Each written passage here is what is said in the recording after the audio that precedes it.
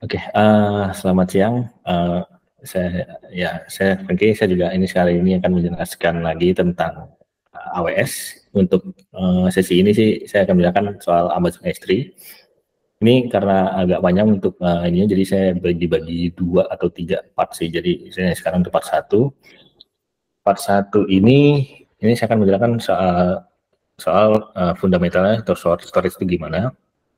Terus dan lalu Amazon S3 fundamental juga akan dijelaskan di sesi ini. Lalu interface apa sih yang ada di dalam Amazon S3 seperti itu. Oke. Sekarang saya jelaskan coba storage fundamental dulu ya. Jadi tipe-tipe storage itu sebenarnya ada 3. Dia ada block storage. Jadi sebenarnya block storage ini umumnya itu sebenarnya lebih kita kenal tuh hard disk atau SSD ya. Jadi dia menyimpan bits atau bytes itu dalam blok-blok di dalam kalau misalnya hard disk itu kan magnetik ya, dalam blok-blok magnetik. Lalu file-file itu dibagi-bagi menjadi blok-blok itu, lalu ditulis ke dalam blok di physical drive-nya. Untuk blok-blok ini dia mempunyai identifier ya, identifier yang unik-unik yang ya ini akan jadi misal di dalam satu file itu punya identifier sendiri. Jadi ya ini sebenarnya lebih teknis saja sih. Ini saya juga masih nggak akan bila panjang untuk ininya. Ini lebih fundamental saja. Lalu selanjutnya ada file storage. Ini lebih umumnya sama seperti kita membuka browse file dari Windows atau dari Mac atau apa. Ini kan jadi ini struktur data ya, struktur file. Misalnya kita mempunyai file dalam folder A1, 2, 3 itu untuk file storage itu berhierarki seperti itu. Jadi untuk file storage itu ya memang ini dipakai untuk setiap OS yang atau PC-PC yang dipakai ini itu seperti itu pada umumnya. Lalu object storage itu apa? Ini yang akan kita bahas sekarang. Ini object storage.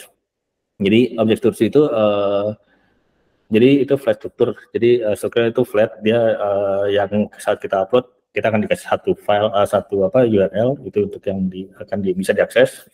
Lalu objek ini disimpan ke dalam repository yang dinamakan bucket. Jadi bucket ini digambarkan sebagai ember ya gitu kalau misalnya dari gambar aja. Jadi semua objek itu akan disimpan ke dalam bucket ya. Jadi dan kita juga bisa sebenarnya bisa membuat lebih dari satu bucket atau dari AWS juga sih. Lalu objek ini bisa diorganisasikan atau mengimitasi hierarki seperti pada file storage. Jadi sebelum kita upload, sebenarnya kita bisa membuat folder-folder dulu di dalam bucket itu. Jadi kita bisa upload file ke dalam foldernya, lalu secara dia bisa mengimitasi struktur path seperti pada file storage. Lalu ini seperti tadi yang saya bilang ada di dalam folder, itu bisa dibilang itu sebagai prefixnya atau delimiter, dan itu akan kita bisa merapikan file-file ditaruh di folder mana saja agar tidak berantakan gitu misalnya untuk saat kita akses ingin mencari file-file tersebut seperti itu. Lalu ini contoh dari objek storage-nya, dalam objek. Jadi objek itu data-data yang disimpan ke dalam bucket. Itu definisi dari objek itu. Jadi setiap data yang disimpan dalam bucket itu dinamakan objek. Lalu kita bisa membuat sudo folder struktur menggunakan prefix. Prefix itu seperti yang ada di gambar itu namanya ocean to prefix. Atau misalnya kita bisa subfolder lagi, misal ocean atau slash blue slash dolphin.jpg itu ocean dan blue-nya itu adalah prefixnya. Immediate hierarchy, jadi karena memang kita bisa menggunakan folder, ini bisa mengimitasikan hierarki file seperti file storage, jadi itu bisa lebih rapi. Dan ya karena kita bisa menggunakan folder-folder seperti ini, jadi kita bisa grouping file-file yang bisa bersangkutan lah ya, misalnya kita mau bikin folder untuk user atau folder untuk aset atau apa seperti itu, kita bisa grouping lagi dari foldernya seperti itu. Lalu ini overview untuk bucket. Jadi apa sih bucket itu? Jadi bucket itu kontainer yang permanen yang akan menyimpan objek-objek seperti itu. Lalu kita bisa membuat bucket, misalnya defaultnya itu 100 bucket, kita di limit dapat membuat 100 bucket dalam satu akun AWS, tapi kita bisa nambah limit menjadi 1000 bucket kalau misal kita request dulu sih ke AWS untuk menambahkan limitasi dari bucket tersebut. Jadi kalau misalnya kita udah bikin 100 bucket dan kita bikin lagi, kita harus request lagi ke AWS dengan maksimal itu 1000 bucket seperti itu. Lalu untuk size-nya itu unlimited, jadi kita bisa nyimpan file sebanyak-banyaknya ke dalam S3 tersebut. Lalu ini ada beberapa opsi untuk storage S3. Ada S3 itu bisa untuk host static website. Lalu untuk versioning kita juga bisa simpan. Jadi misalnya untuk versioning ini, misalnya kita upload file yang sama. Nah, untuk file yang latest itu akan berubah dengan file yang baru kita upload. File yang lama itu akan tersimpan menjadi versioning. Jadi seperti Git ya, jadi ada versioningnya. Jadi file lama masih tersimpan selama untuk versioningnya itu diaktifkan seperti itu. Lalu di dalam bucket itu juga kita bisa menambahkan lifecycle management. Misal kita dalam satu bucket nggak mau nyimpen file-file yang lama lebih dari 1 tahun, kita bisa setting dari lifecycle tersebut.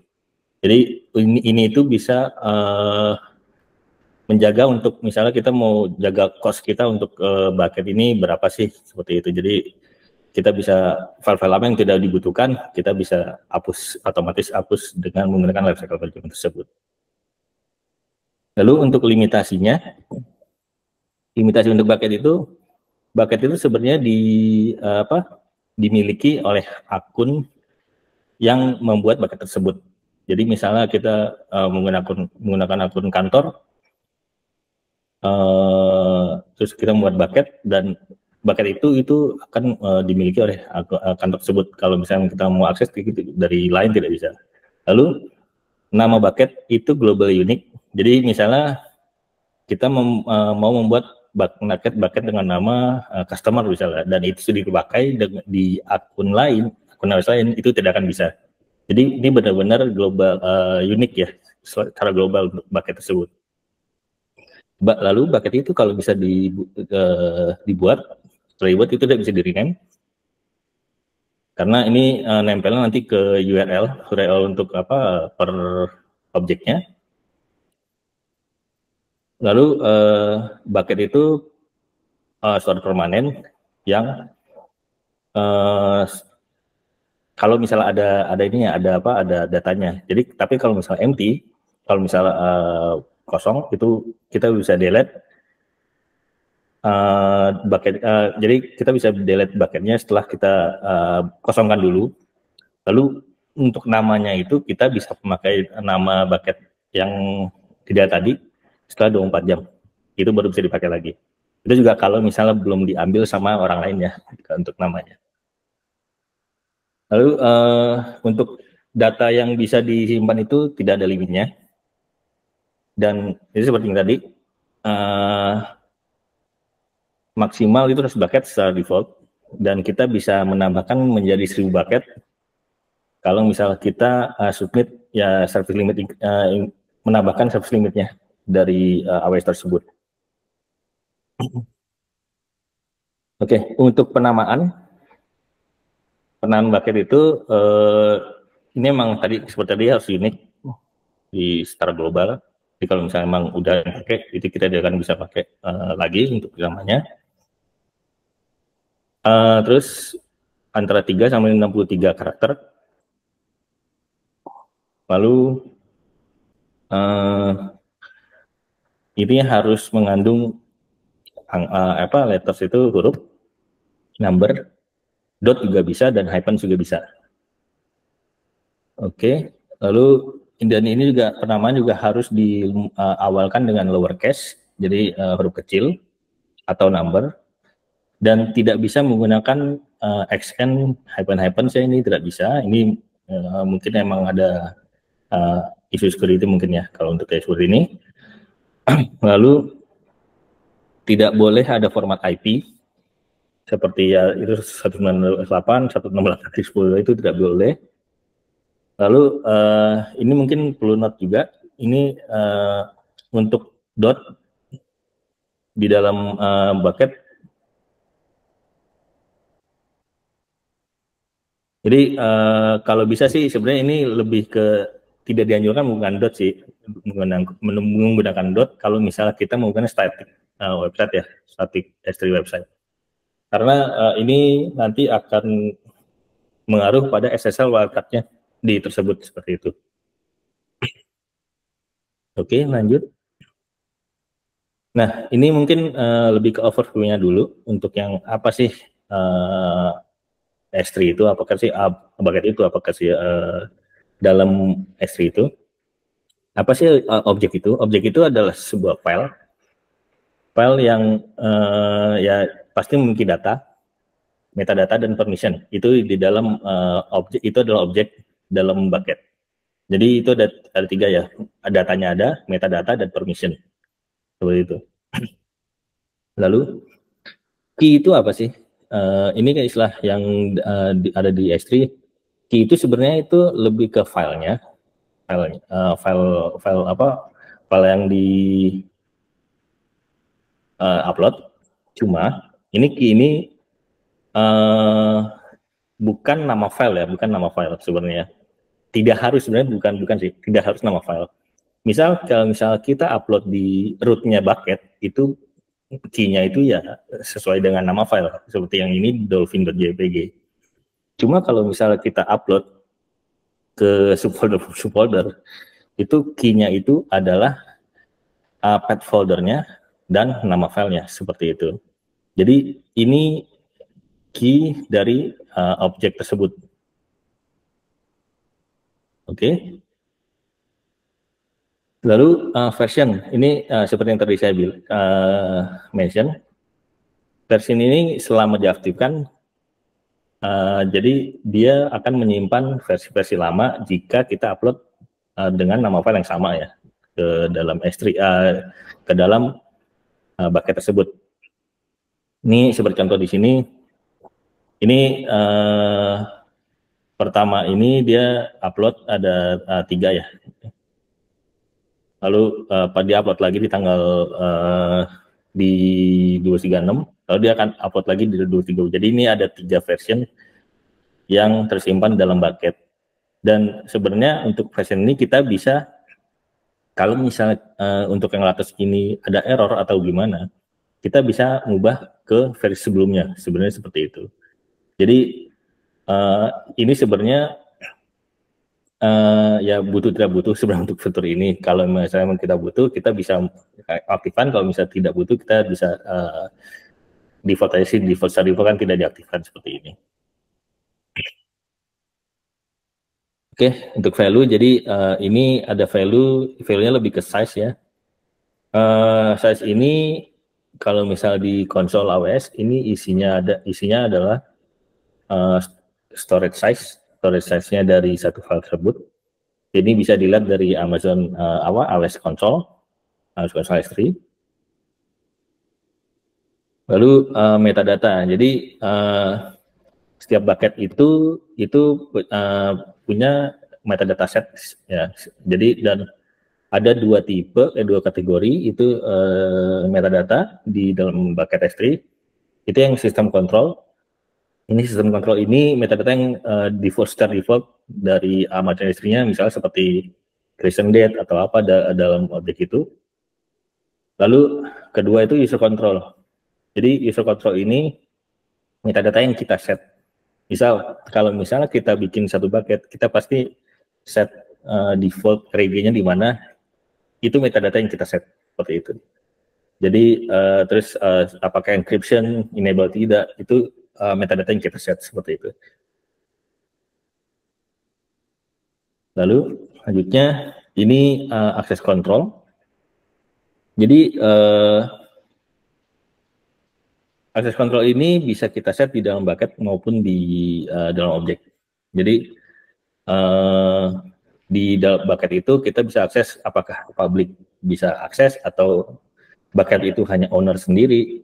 Nanti itu akan turun ke objeknya, bisa turun ke objeknya. Kalau misalnya memang dari bucketnya tidak bisa public, ya harusnya sih biasanya sih untuk objek juga bisa diakses public. Lalu ini ACL-nya juga bisa di set per objeknya juga. Jadi walau kalau misalnya kita set bucket itu private ya, jadi tidak bisa diakses dari luar untuk objek-objeknya. Tapi kalau misalnya kita set ACL untuk objeknya itu public, nanti file tersebut akan bisa diakses dari secara public seperti itu, walaupun bucket itu tidak seperti itu.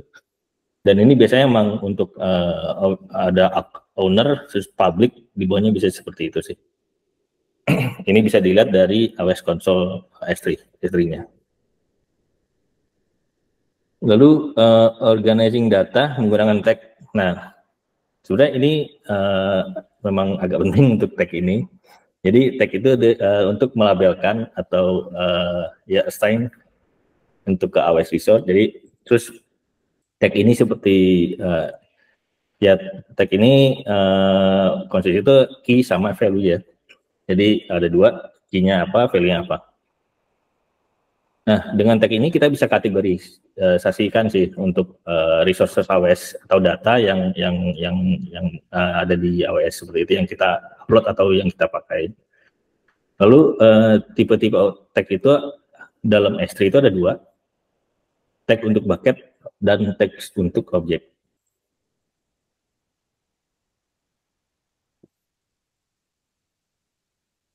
Ya, untuk ini contoh dari tag bucket yang bucket tag set. Jadi ini bucket itu punya namanya bucket text yang di set to set ya, seperti itu. Jadi setiap bucket itu selalu mempunyai tag set. Lalu tag ini mengandung tag set ini mengandung teks yang di-assign ke dalam bucket, dan maksimal itu satu bucket bisa 50 tag yang kita set. Lalu untuk rules-nya, memang key-nya itu memang harus unik. Tetapi untuk values itu bisa sama. Seperti contoh di image ini, kita bisa lihat kalau misalnya keys-nya ada item begini, ini tidak bisa karena ini key-nya itu harus unik. Ini pasti error untuk hard di save seperti itu. Lalu lanjut ke object tags. Objek tag ini ya beri kita kemudahan untuk kategorisiin atau mengquery storage yang data-data yang kita store di dalam S3. Untuk objek tag ini kita bisa set pada saat upload atau setelah upload sebenarnya. Jadi walaupun kita sudah upload filenya, itu kita bisa set lagi untuk objek tag tersebut. Untuk rules-nya maksimal bisa 10 tag setiap objek. Jadi tag-nya juga harus unik seperti yang tadi dalam bucket. Key-nya itu maksimal 128 karakter, values-nya itu 255 karakter maksimal. Lalu key tag, key dan value itu case sensitif ya. Jadi kalau misalnya ada itu yang sama dengan case yang huruf besar kecil beda, itu bisa berbeda untuk tagnya. Lalu apa sih keuntungan menggunakan objek tag? Jadi case-nya ini kita bisa mempermudah dengan akses kontrol untuk permission-nya. Jadi misalnya kita mau set IAM user, dia hanya bisa akses ke objek dengan tag yang spesifik, itu kita bisa set seperti itu di dalam IAM-nya, usernya seperti itu. Jadi dia tidak akan bisa akses objek dengan tag yang berbeda yang kita tidak set dalam policy-nya seperti itu. Lalu kita juga bisa set lifecycle manajemennya berdasarkan filter dari tag tersebut. Jadi misalnya kita mau auto delete dengan teks dengan tag tertentu, kita bisa set dari lifecycle manajemennya. Jadi ini untuk yang tidak memenuhi kriteria dari tag lifecycle manajemennya, itu tidak akan ter-delete seperti itu. Lalu pada saat menggunakan S3 Analytics, jadi kita bisa grouping objek by tag. Jadi ini kalau misalnya analitik kan biasanya kalau misalnya kita tidak set dari filternya, itu dia akan membaca semua file yang ada dalam folder atau dalam bucket tersebut ya. Jadi ini kita bisa limitasi lagi apa sih yang harus di-scan, file-file mana yang di-scan, by tag juga kita bisa set by tag dengan by tag tersebut. Lalu kita juga bisa kustomisasi untuk ini CloudWatch, CloudMetric. Jadi mungkin kita mau melihat metrik berapa banyak sih file yang dimiliki oleh developer, atau berapa banyak sih file dimiliki oleh tim data atau yang lain. Kita bisa set tag dalam objek tersebut. Jadi kalau misalnya sudah kita set tagnya, itu kita bisa bikin metriknya dalam CloudWatch dengan di filter untuk tag tertentu. Jadi kita bisa bikin seperti itu. Oke, itu ada kelebihan dari tag di objek. Lalu untuk region, S3 ini sebenarnya service global dari AWS. Jadi sebenarnya dari AWS itu dia ada beberapa service global ya, ada walaupun dari service region. Yang saya tahu itu seperti S3, IAM itu service global. Jadi ya ini kalau misalnya kita set jadi global ke satu akun tersebut itu, dan kayak misal penamaan juga ini bisa jadi global sih, makanya harus nggak bisa sama dengan nama-nama yang lain. Oke. Lalu tapi walaupun dia global, tapi harus diingat kita juga harus memilih region untuk default objek yang akan kita upload itu region mana. Jadi walaupun dia service global, kita tetap harus memilih region. Jadi saya walaupun dalam satu bucket sebenarnya itu defaultnya saat kita buat bucket tersebut, kita akan disuruh memilih region mana sih untuk objek-objek dalam bucket ini. Kalau misal kita udah set, misal yang biasa kita pakai itu Singapura AP11, itu semua objek yang masuk ke situ itu akan masuk ke dalam region AP11 tersebut. Lalu kalau misal kita butuh data untuk region multiple region, kita bisa replikasi bucket ke region lain menggunakan namanya cross region replication. Jadi kita bisa replikasi semua misalnya semua objek dalam satu bucket gitu atau yang menggunakan tag menggunakan tag ke region lain seperti itu. Oke, untuk dan terakhir ini S3 support ini automatic asynchronous replication. Jadi kalau misalnya kita upload objek S3 baru, itu kan otomatis sinkron ke S3 bucket tujuan yang di region yang sama seperti itu. Ini kita ada India, mereka juga ada fitur seperti itu.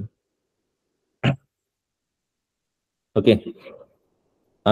Ini sekarang penjelasan lebih ke Amazon S3 static website. Jadi selain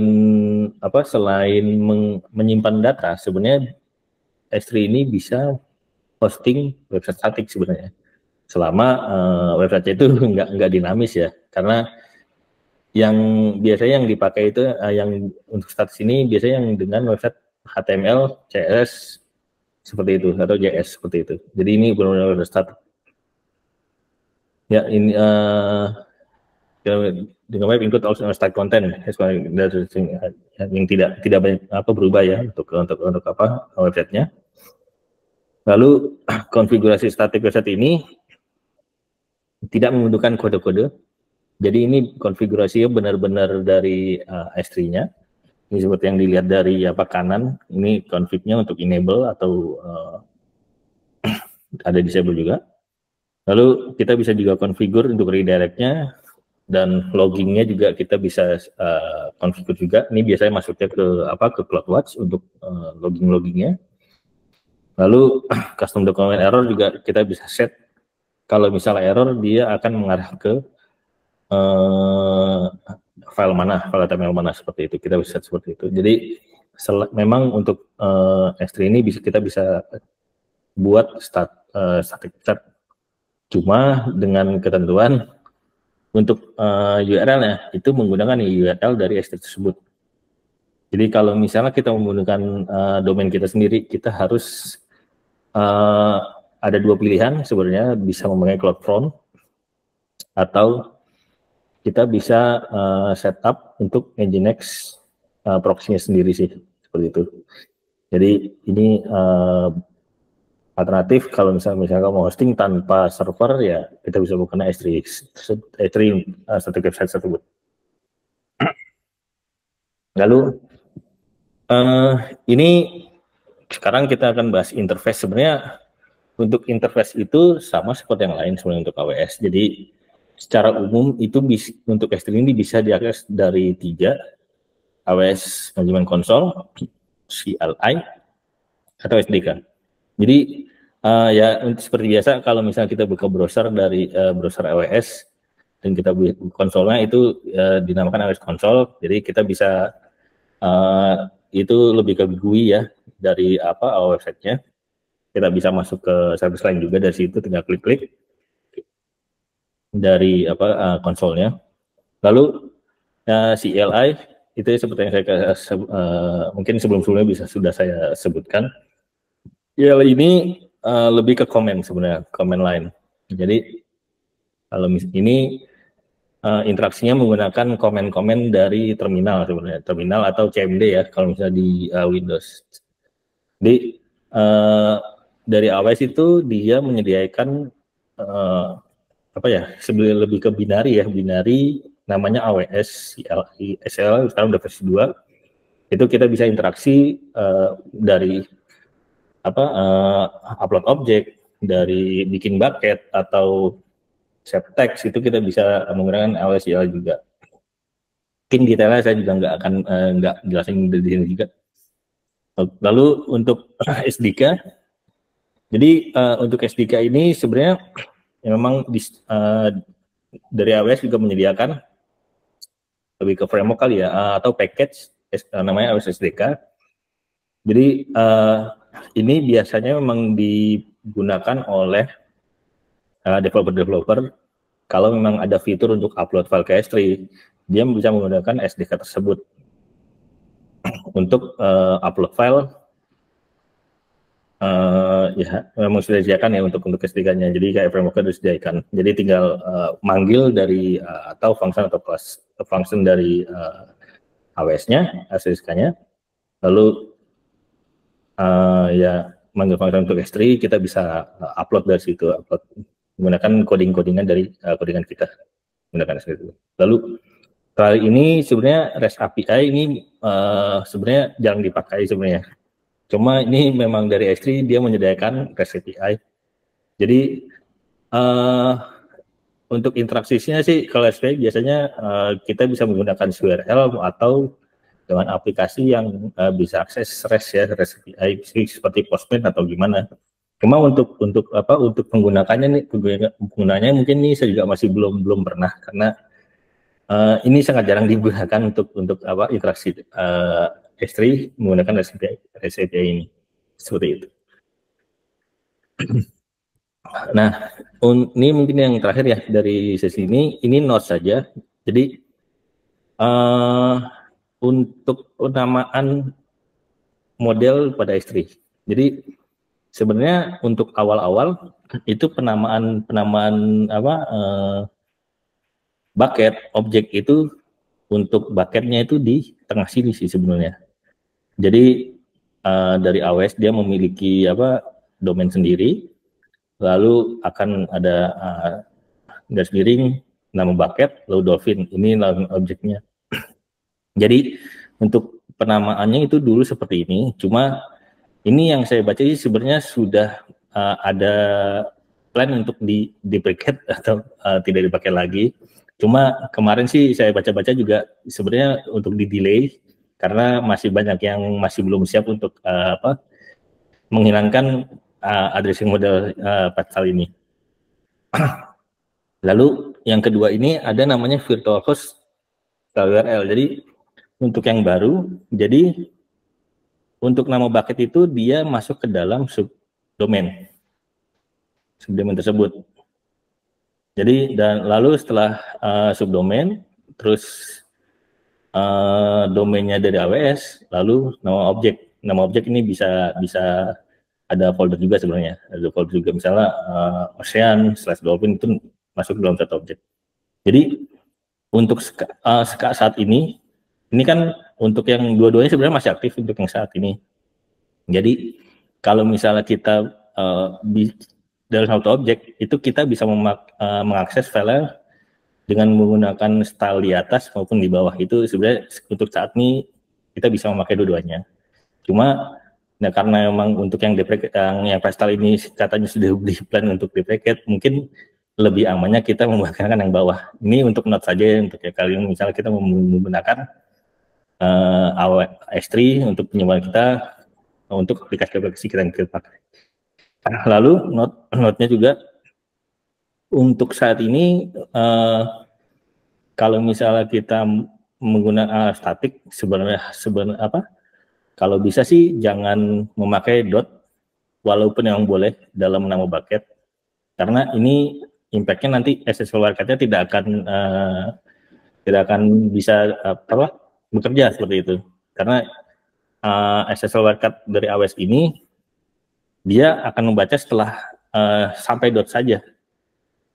Jadi tidak akan kalau misalnya ada dot dalam bucketnya ini akan broken sih untuk SSL seperti itu. Ini note dari addressing model dari S3 tersebut. Oke. Mungkin untuk yang fundamental ini sudah selesai. Lalu di sesi berikutnya ini saya akan menjelaskan soal S3 Amazon S3 Data Management. Lalu Cloud Data Migration, ini kalau misalnya kita mau migrasi dari lokal ke S3 seperti itu Cloud Data Migration. Lalu Securing Data Access, jadi seperti tadi mungkin lebih ke ACL-nya, securing data-datanya. Lalu encrypting datanya dan service integrasi untuk AWS S3 tersebut. Oke. Terima kasih untuk yang nonton juga.